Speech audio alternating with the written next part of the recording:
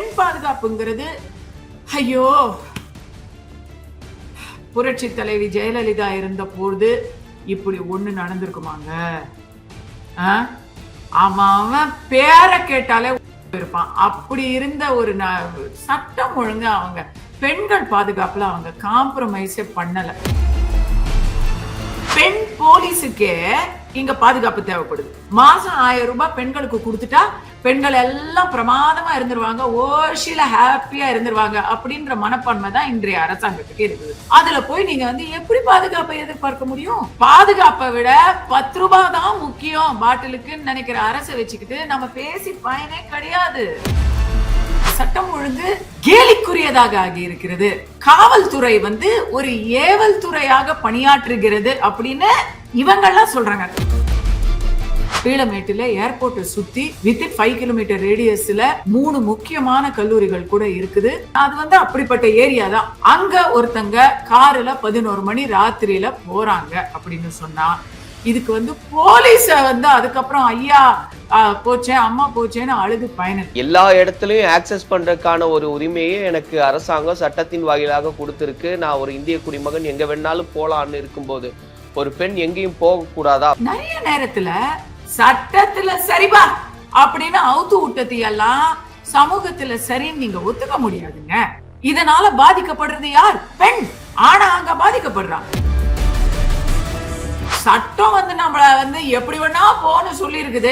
அதனால நீங்க யார் கேட்கறதுக்குன்னு சொல்லாது.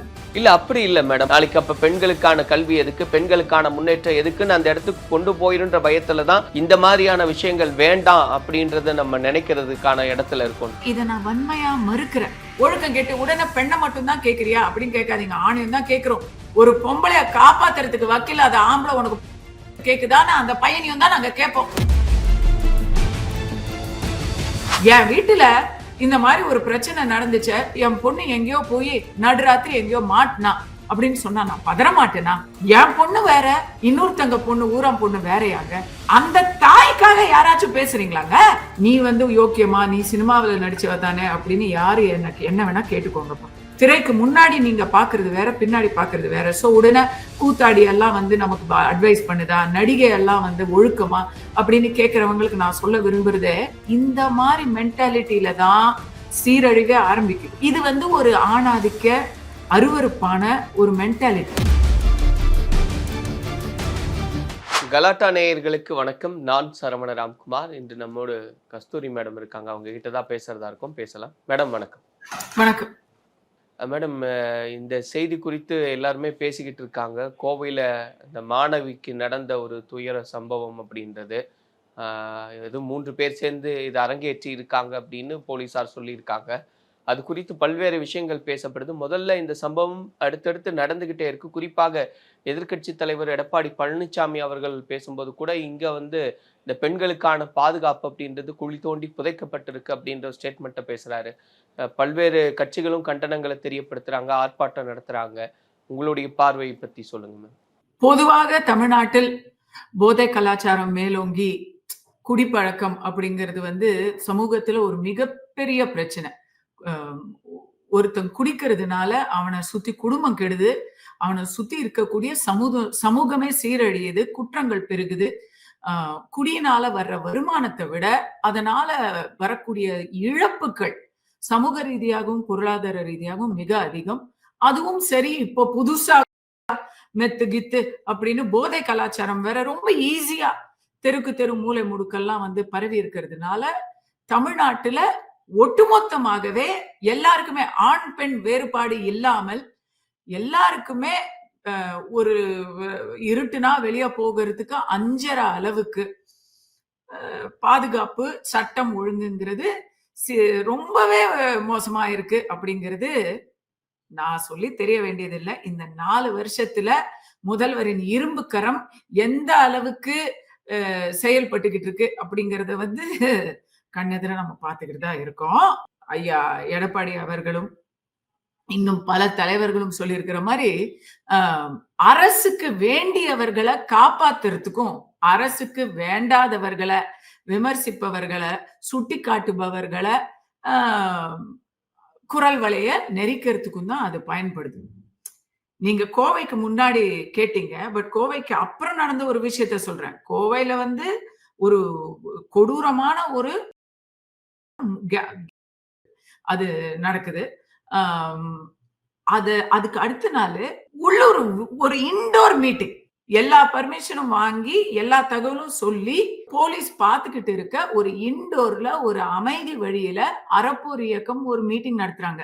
இந்த மணல் கொள்ளைக்கு எதிராக அவங்க வந்து ஜஸ்ட் மக்கள் கிட்ட ஒரு இது இன்டராக்ஷன் நடத்துறாங்க. ஹியரிங். அதுக்கு அங்க அத அத பண்ணிட்டு இருக்கிறவரு வந்து ஒரு பாராலீகல் பெர்சன். அவர்தான் அந்த பியூசிஎல் உடைய தலைவர். அவர தலையில பின்னாடி பிளாஸ்டிக் சேர வச்சு அடிச்சிருக்காங்க. போலீஸ் பார்த்துக்கிட்டே தான் இருக்காங்க. சோ கரூர் சம்பவமாக இருக்கட்டும், கோயம்புத்தூர் சம்பவமாக இருக்கட்டும், இப்ப அறப்போர் விஷயத்திலாக இருக்கட்டும், சட்டம் ஒழுங்குங்கிறத விட சட்டம் ஒழுங்கு ம், கேலிக்குரியதாக ஆகி இருக்கிறது. அஹ், காவல்துறை வந்து ஒரு ஏவல் துறையாக பணியாற்றுகிறது அப்படின்னு இவங்கெல்லாம் சொல்றாங்க. நான் வந்து அத உங்களுக்கு சொல்லி காட்டுறேன், சுட்டி காட்டுறேன். எல்லாருமே பேசுறாங்க, மக்கள் வந்து நம்பிக்கை இழந்திருக்கிறாங்கங்கிறத சுட்டி காட்டுறேன். இத சொன்னதுக்கு அப்புறம் கோயம்புத்தூர் விஷயத்துக்கு வருவோம். இது எல்லாத்த விட கோயம்புத்தூர் வந்து குரூப்ல டூப்புங்க. மத்த இடங்கள்லாம் அண்ணா பல்கலைக்கழகம் கேக்குறீங்களா? உண்மையாகவே அது வந்து ஒரு ஒரு ரொம்ப கண்டிக்கத்தக்க ஒரு காவல்துறையின் மெத்தனம், அரசின் உள் அஹ், தொடர்பு, இப்படி பல விஷயங்கள் அதுல நமக்கு வந்து தெரியுது. ஆனா கோயம்புத்தூர் விஷயத்தை பொறுத்த வரைக்கும் போலீஸ நம்ம வந்து குறை சொல்ல முடியாது. அவங்க வந்து ஏர்போர்ட், நான் இத ஒரு 2 வரியில சொல்றேன். ஏர்போர்ட்டுக்கு பக்கத்துல இருக்கக்கூடிய இடங்கள், அது தனியாரா இருந்தாலும் சரி, அரசு உடைமையாக இருந்தாலும் சரி, இந்த விஷயத்துல அது தனியார் இடம்னு தெரிய வருது. அது எப்படியா இருந்தாலும் ஏர்போர்ட்டை சுத்தி இருக்கிற இடம் வந்து எப்பவுமே இருட்டா தான் இருக்கணும். எப்பவுமே அங்க வந்து லைட் போடலாம் அனுமதி இருக்காது, கொடுக்க மாட்டாங்க. அதே போல கன்ஸ்ட்ரக்ஷனுக்கும் அனுமதி கொடுக்க மாட்டாங்க. ஏன்னா அங்க ஏர்போர்ட். விமானத்துக்கு இடையூறா இருக்கக்கூடிய எந்த ஒரு கட்டுமான பணியும் இல்ல அதிகமான வெளிச்சமும் அங்க அலோவ் பண்ண மாட்டாங்க. அங்க மிஞ்சி மிஞ்சி போனா தோப்பு, காடு, இல்லைன்னா சின்னதா ஏதாவது குடோன் அந்த மாதிரி தான் வைக்க முடியும். அதனால அந்த இடம் அப்படித்தான் ஒதுக்குப்புறமா ஆள் நடமாட்டம் இல்லாம புதாரா தான் இருக்கு. இது ஊர்ல அது ஒண்ணும் ராணுவ ரகசியம்லாம் இல்ல. அந்த இடம் ஏற்கனவே அங்க சுத்தி காலேஜஸ் இருக்குங்க. பீளமேட்டுல ஏர்போர்ட்ட சுத்தி வித்தின் 5 கிலோமீட்டர் ரேடியஸ்ல 3 முக்கியமான கல்லூரிகள் கூட இருக்குது. அவங்க எல்லாருக்கும் தெரியும். அந்த இடம் வந்து ஒண்ணும் தெரியாத இது இல்ல. அங்க ஒரு டாஸ்மாக் ஒண்ணு இயங்கிக்கிட்டு இருந்தது. அத கூட சமீபத்துல நாம் தமிழர் கட்சியினர் போய் அடிச்சு உதைச்சு கேள்வி கேட்டிருக்கிறாங்க. அந்த டாஸ்மாக் எதுக்கு அங்க இருக்குன்னு. அது வந்து அப்படிப்பட்ட ஏரியா தான். அங்க ஒருத்தங்க கார்ல 11 மணி ராத்திரியில போறாங்க அப்படின்னு சொன்னா, இதுக்கு வந்து போலீஸ வந்து அதுக்கப்புறம் ஐயா போச்சேன், அம்மா போச்சேன்னு அழுது பயனில்ல. நமக்கும் வந்து கொஞ்சம் காமன் சென்ஸ் இருக்கணுங்க. அ கொஞ்சம் அறிவு. இல்ல மேடம், இல்ல இந்த இடத்துல தான் இல்ல நெறைய இங்க வந்து இது டிபேட் ஆகுது. ஏன்னா, அ எல்லா இடத்துலயும் ஆக்சஸ் பண்றதுக்கான ஒரு உரிமையை எனக்கு அரசாங்கம் சட்டத்தின் வாயிலாக குடுத்திருக்கு. நான் ஒரு இந்திய குடிமகன் எங்க வேணாலும் போலான்னு இருக்கும்போது, ஒரு பெண் எங்கேயும் போகக்கூடாதா? அப்படின்ற கேள்வி வந்துருது இல்லையா? அப்ப போலீஸ் பேட்ரோல் வந்து எல்லா இடத்துலயும் இருக்க வேண்டிய பொறுப்ப இழந்திருக்காங்க அப்படின்றது ஒரு குற்றச்சாட்டா இங்க வைக்கிறாங்க. அப்ப எங்க வேணா போலான்னு ஒரு சுதந்திரம் இருக்கக்கூடிய ஒருத்தர் வந்து அத அடக்குறதா ஆயிராதா? சட்டம், சமூக ஒழுங்கு, நியாயம், இந்த 3ம் வந்து சில சமயம் ஒண்ணோட ஒண்ணு ஒத்து போகாது. ஒத்து போகணும். ஒத்து போகிறது அப்படிங்கிறது ஒரு முதிர்ந்த சமுதாயத்தின் அறிகுறி. ஆனா நிறைய நேரத்துல சட்டத்துக்கும் நியாயத்துக்கும் சம்பந்தமே இருக்காது. இப்ப ஒரு அநீதி நடக்குது, கண்ணெதிர ஒரு அநீதி நடக்குது, அதை எதிர்த்து நாம வந்து போராடுறோம் அப்படின்னு சொன்னீங்கன்னா, இப்ப தூய்மை பணியாளர்களுடைய விஷயம் எடுத்துக்கோங்க. உதாரணத்துக்கு சொல்றேன். அவங்களுக்கான உரிமைய அவங்க அமைதி வழியாக அவங்க அங்க ரிப்பன் பில்டிங்க்கு எதிர்ல அவங்க உட்கார்ந்து போராடுறாங்க. இது வந்து உங்களுக்கு தெரியுமா? கோர்ட் ஆர்டர் குடுத்தாங்க. அங்க வந்து அவங்க இடையூறா இருக்கிறாங்க டிராபிக்குக்கு அப்படின்னு சொல்லி ஆர்டர் குடுத்தாங்க. சோ அவங்க செய்தது சட்டப்படி சட்டப்படி குற்றம். அவங்க செய்தது ராத்திரியோட ராத்திரி அவங்கள அடிச்சு அரெஸ்ட் பண்ணாங்க. சரிங்களா? யாராவது நீங்க மனசை தொட்டு சொல்லுங்க. மனசை தொட்டு சொல்லுங்க. சட்டப்படி குற்றம். மனசை தொட்டு சொல்லுங்க. இதுக்கு மேல நம்ம சொன்னா அத விமர்சிச்சா அது ஒரு குற்றம். நீதிமன்ற தீர்ப்ப அது சரியோ தவறோ நம்ம விமர்சிச்சா அதுக்கு நமக்கு நடவடிக்கை எடுப்பாங்க. ஆனா அதே நீதிமன்ற தீர்ப்பை எதிர்த்து நம்ம மேல் கோர்ட்ல அப்பீலுக்கு போகலாம். அப்ப அது விமர்சனம் இல்லையா? இது எதுக்கு சொல்றேன்னா, சட்டப்படி குற்றம்னு நினைக்கிறது சமூகத்துல நம்ம நியாயம்னு நினைக்கிறத கூட சில சமயம் சட்டம் குற்றம்னு சொல்லும். தெரியுமா? நிறைய அந்த மாதிரி நான் உதாரணங்கள் சொல்ல முடியும். அதே போல சட்டத்துல சரிபா அப்படின்னு அவுத்து விட்டதையெல்லாம் சமூகத்துல சரின்னு நீங்க ஒத்துக்க முடியாதுங்க. அதாவது சட்டம் எல்லாரும் உட்காத்தி வச்சு அவங்களுக்கெல்லாம் மாரல் சயின்ஸ் கிளாஸ் எடுக்கிறதுங்கிறது ஒரு நீதிமன்றத்துடைய வேலை இல்ல. அது ஓரளவுக்கு பொறுப்பு, சமூக பொறுப்பு இருந்தாலும் அவங்க மாறுகின்ற காலத்துக்கு ஏற்ப நடைமுறையில என்ன நடக்குதோ அததான் அவங்க எடுத்து சட்டமா பண்ண முடியும். இன்னைக்கு இருதார மனம் அப்படிங்கிறது சட்டப்படி குற்றம். சரிங்களா? ஆனா திருமணம் கடந்த உறவுகள் சட்டப்படி குற்றம் இல்லை. அடல்ட்ரி குற்றம் இல்லை. ஏன்னா நீ எப்ப பலதார மனத்தை நீ தடை செஞ்சியோ அப்ப எல்லாரும் என்ன பண்ணாங்க? கல்யாணம் பண்ணிக்கிறத நிறுத்திட்டாங்க எல்லாம். ஆனா ஏற்கனவே நடந்துகிட்டு தான் இருக்கு. இதனால பாதிக்கப்படுறது யார்? பெண். ஆனா அங்க பாதிக்கப்படுறான். போலீஸ்லயே இதை நிறைய தடவை நானே கேள்விப்பட்டிருக்கேன். ஏன்னா நான் மகளிர் காவல் நிலையத்துல ஏறக்குறைய 2 மாசத்துக்கு ஒரு தூரம் போய் நிக்கிற ஆள். ஏதாவது ஒரு பிரச்சனைக்காக நம்ம போய் அங்க ஒர்க் பண்ணி தரோம். சரிங்களா? அப்ப நான் என்ன கேள்விப்படுறேன்னா, ரெய்டுக்கெல்லாம் போவாங்கல்ல, லாட்ஜுக்கு ரெய்டுக்கெல்லாம் போவாங்கல்ல, இப்பெல்லாம் அந்த மாதிரி ரெய்டுக்கு போனா எந்த விதமான நடவடிக்கையும் எடுக்க முடியறது இல்ல. ஏன்னா அந்த இடத்துல சம்பந்தப்பட்ட பெண், முன்னாடி இருந்த சட்டத்துல சம்பந்தப்பட்ட பெண்ணுக்கு you can book her under soliciting கேஸ்ல புக் பண்ண முடியும். அதே போல சாலிசிட்டிங் ஒரு குற்றம். என்னைக்குமே இந்தியால குற்றம் கிடையாது. சாலிசிட்டிங் ஃபார் குற்றம். அந்த சாலிசிட்டிங்ல புக் பண்ணுவாங்க. அதே போல காசு கொடுக்குறான் பாருங்க, அந்த ஆண் மகனை கண்டிப்பா புக் பண்ணுவாங்க. ஆனா இன்னைக்கு இப்ப புது சட்டம் என்ன தெரியுமா? பெண் எப்பவுமே விக்டிம் தான். பெண் மேல எந்த தவறுமே இல்லை. எங்க ஒரு பாலியல் செயல் நடந்தாலும் அது பாலியல் வன்புணர்வாக கருதப்படும். அதில் பெண் பாதிக்கப்பட்டவளாக கருதப்படுவாள். இதுதான் இன்னைக்கு சட்டம். கன்சென்ட்ங்கிறது என்னைக்கு வந்தா நீங்க மனசை மாத்திக்கலாம். அதனாலதான் இன்னைக்கு நிறைய வந்துகிட்டு இருக்கு கேஸ் நிறைய பாக்குறோம். சோ நீங்க அத சொல்லாதீங்க தம்பி. நீங்க சட்டம் நம்மள எப்படி வேணா போன்னு சொல்லி இருக்குது. அதனால நீங்க யார் கேட்கறதுக்குன்னு சொல்லாதீங்க. இல்ல அப்படி இல்ல மேடம். அதுக்கு அர்த்தம் இல்ல. அதுக்கு அப்படி அர்த்தம் இல்ல மேடம். ஏன்னா இப்போ அண்ணா யூனிவர்சிட்டி ஆகட்டும், இல்ல இப்போ கோயம்புத்தூர் ஆகட்டும், இந்த கேள்விகள் பாதிக்கப்பட்ட பெண்ணை நோக்கி வரும்போது ஏன் அந்நேரத்துக்கு அவங்க அங்க போறாங்க, ஏன் அந்நேரத்துக்கு போறாங்கன்னா, அப்ப இந்நேரத்துக்கு ஒரு பெண் வெளியே போகக்கூடாது அப்படின்ற இந்த ஒரு விஷயம் அப்படின்றது நாளைக்கு அப்ப பெண்களுக்கான கல்வி எதுக்கு, பெண்களுக்கான முன்னேற்றம் எதுக்குன்னு அந்த இடத்துக்கு கொண்டு போயிருன்ற பயத்துல தான் இந்த மாதிரியான விஷயங்கள் வேண்டாம் அப்படின்றத நம்ம நினைக்கிறதுக்கான இடத்துல இருக்கும். இத நான் வன்மையா மறுக்கிறேன். பெண்ணுடைய சுதந்திரமும் பெண்ணுடைய முன்னேற்றமும் எதுல இருக்கு? ராத்திரி ஊர் சுத்துறதுலயா இருக்கு? இதுல ஆணையுமே தான் நம்ம சேர்த்து சொல்றோம். இருட்டு வேலையில வெளியே போவாதரான்னு பொம்பளை பிள்ளைய மட்டும் தான் அடக்கி வைப்போமா? டே வெளியே போவாரா காத்து கருப்பு அண்டிரும் அப்படின்னு அந்த காலத்துல ஆம்பளை பிள்ளைங்களையும் தான் அடக்கி வச்சாங்க. இன்னைக்கு கூட தான் அடக்கி வைக்கிறாங்க. டே இன்னாரா ராத்திரி எதுக்கு நீ ஊர் சுத்துற? ஒழுக்கம் கெட்டு போய் அப்படின்னு என்ன அவங்களுக்கு மட்டும் பாராட்டு பத்திரமா குடுக்குறோம்? சான்றிதழா இல்ல அதிகபட்சம் அது பெண்கள் மேலதானே மேடம் இருக்கு. ஆமாங்க.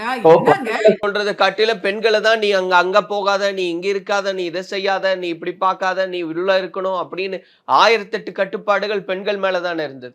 இல்லங்க அத நான் ஒத்துக்கிறேன். ஒரு காலத்துல படிக்காதன்னு சொன்னாங்க. உனக்கு எதுக்கு படிப்பு? அடுப்பூத்துறவளுக்கு எதுக்கு படிப்பு அப்படின்னு கேட்டாங்க. அதுவா இது? ராத்திரி வெளியே போவாதன்னு சொல்றதுக்கும் நீ படிக்கவே போகாத, உருப்படவே உருப்படாதன்னு சொல்றதுக்கு வித்தியாசம் இல்லையா? இன்னும் சொல்ல போனா இந்த விஷயத்துல அண்ணா கல்லூரி விஷயம் வேறங்க. அதுக்கும் இதுக்கும் ஒப்பீடே பண்ண முடியாது.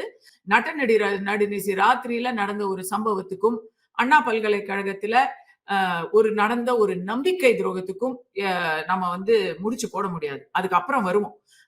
இங்க படின்னு சொல்லி அனுப்பிச்ச பெண் படிக்கதான் போயிருந்ததா ராத்திரி 11 மணிக்கு?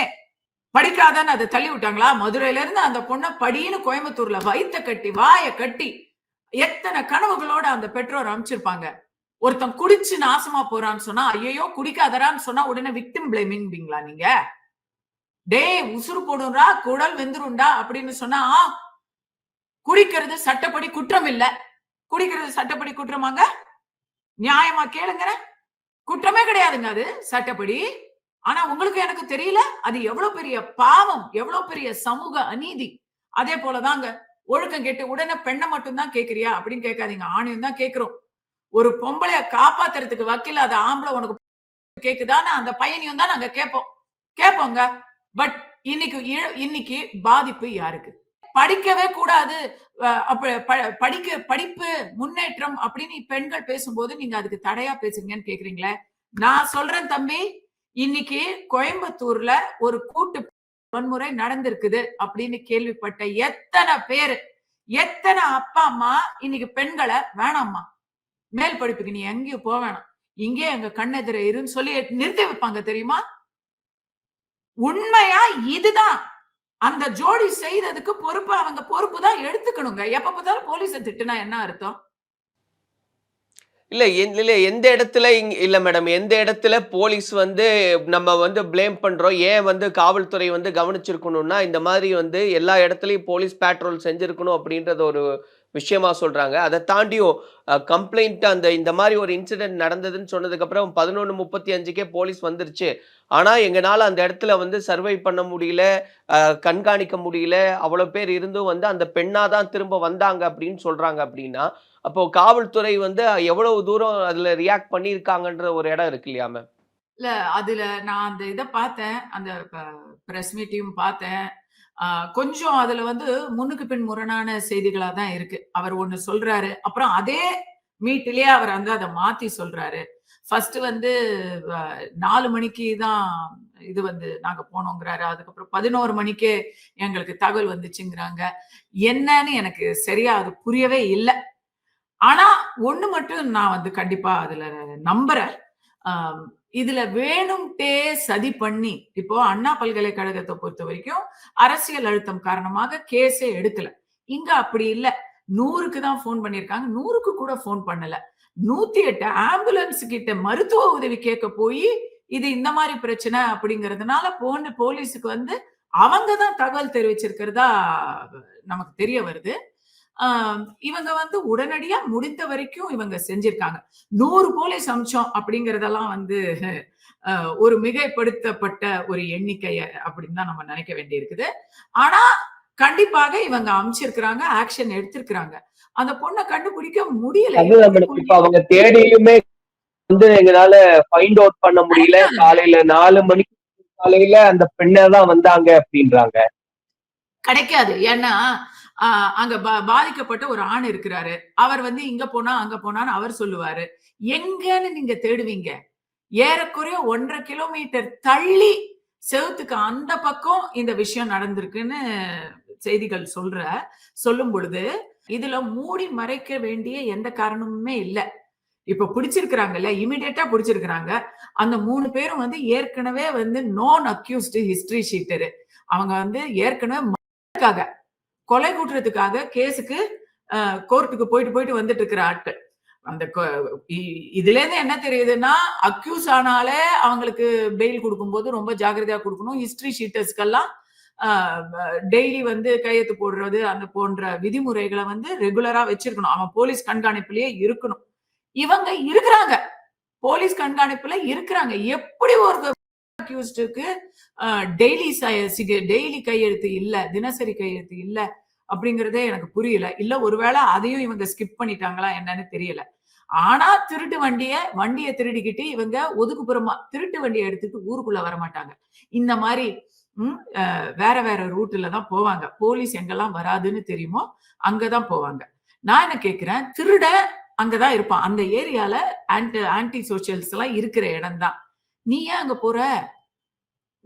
போறேன்னா உடனே என் பெண்ணையும் போயிடுச்சு, என் பெண் உரிமை போயிடுச்சு, நான் எங்க வேணா போவேன், நீ யாரு கேக்குறதுக்கு அப்படின்னு கேட்டீங்கன்னா சாரிம்மா, சாரி, அப்புறம் அப்ப பெண்ணுரிமை பேசுனேன்னா நீ அப்புறம் போலீஸ குறை சொல்லாத.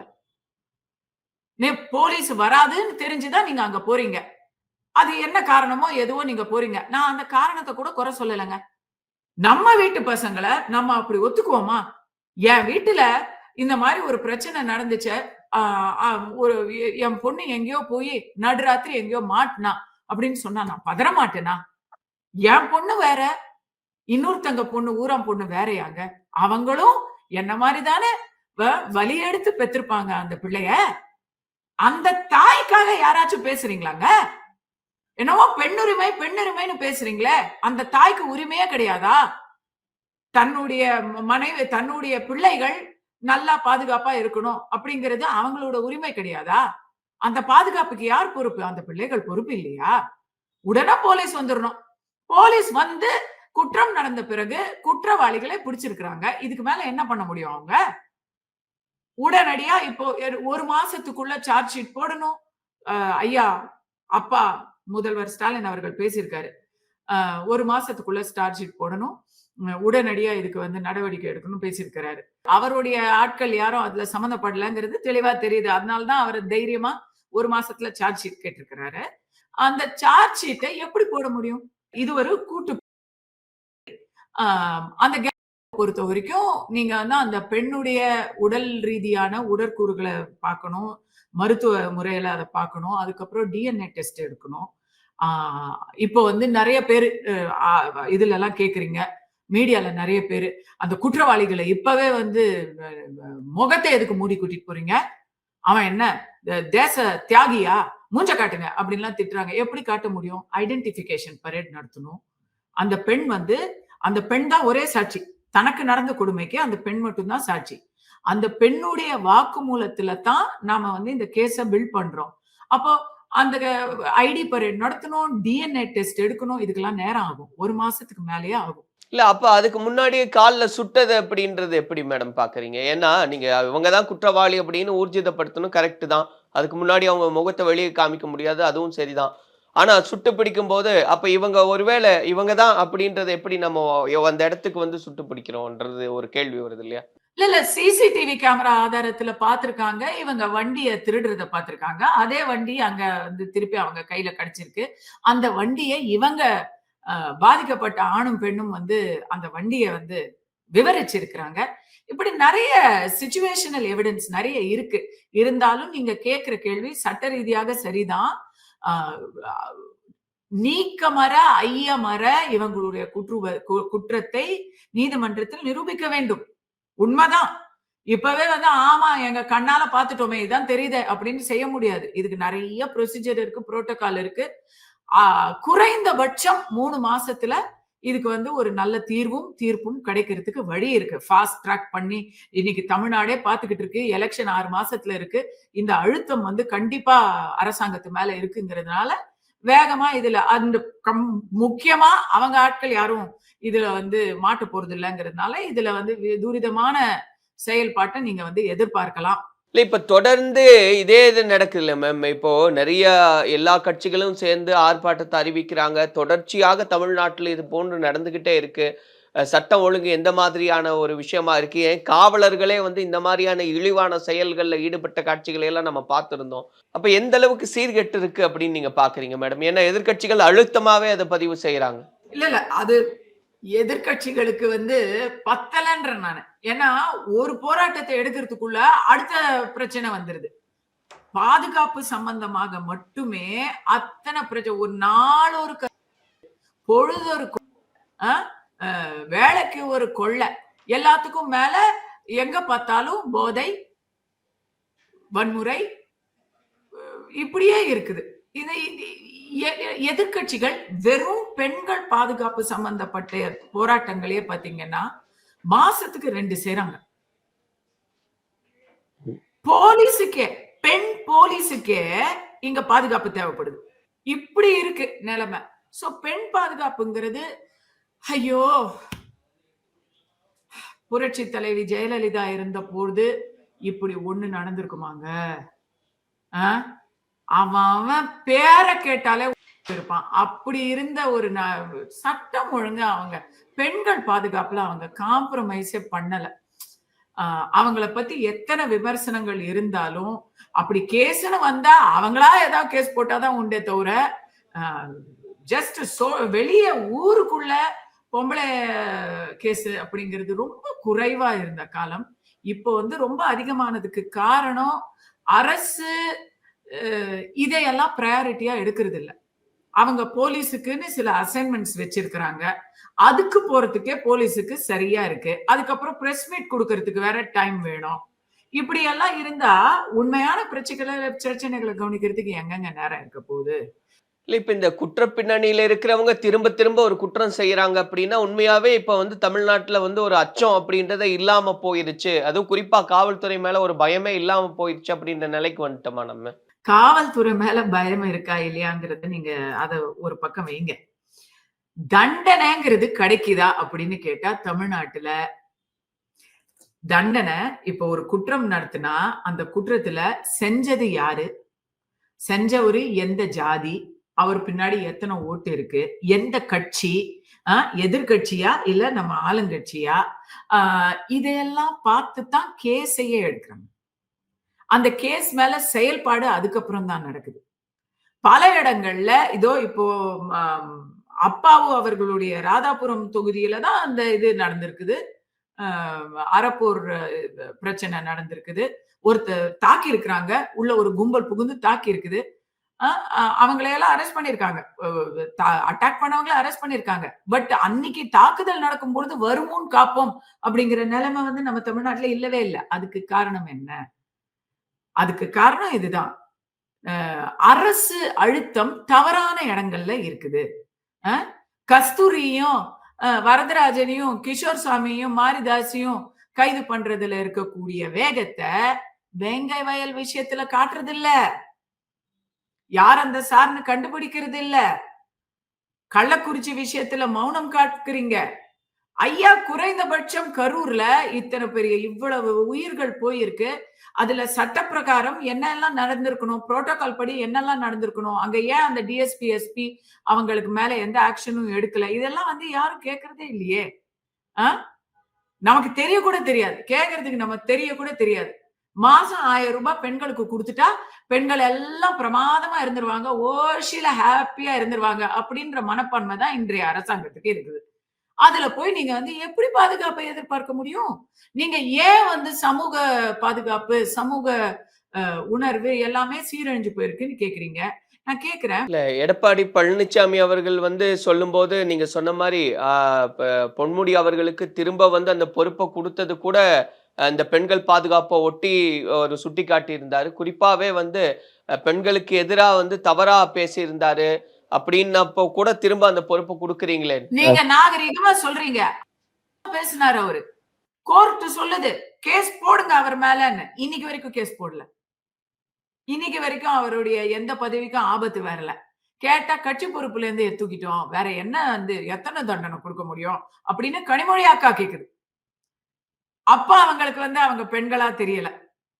அவர் பேசினார் பாருங்க அசிங்கமா அருவருக்கத்தக்க வகையில.